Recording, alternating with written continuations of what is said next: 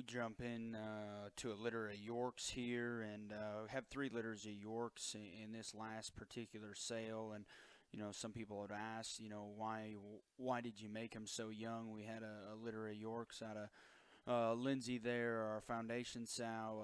Just being completely transparent, these things will get after it. These things will grow, and they will get after the feed bucket, when they get into their new homes. So we've got 41-1 Yorkshire Gilt and 41-2 Yorkshire Gilt.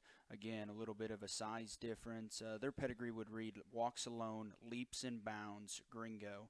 So that sow would be the $10,000 bred purchase we would have made from Adam Beck and family there in the Determine Your Destiny sale about 2 years ago. She would have raised, the Reserve Grand at the Tennessee Central Region Show, Champion York and Reserve Grand there, shown by Mary Carter Shirley, and then would also raised our reserve Yorkshire boar there at Perry, Georgia, that we sold to Prills, that they call White Monster.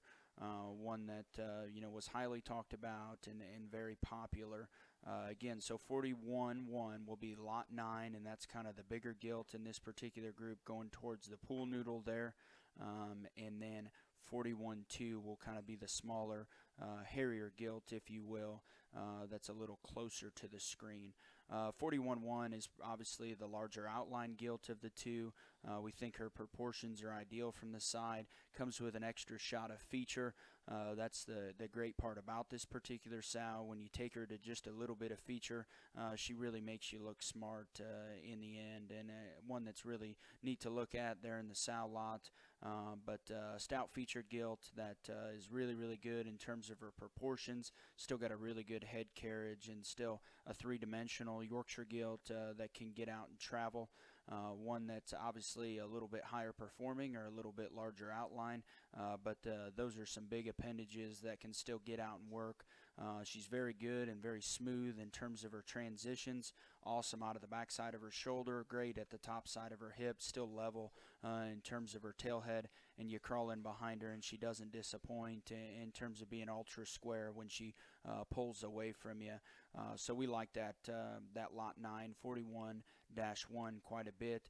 Got a little bit of a greener gilt that still has some of the same type of feature in 41-2 as she begins to pull. A really neat-headed gilt that's kind of got those razor ears and a tight jawline and a tight throat latch.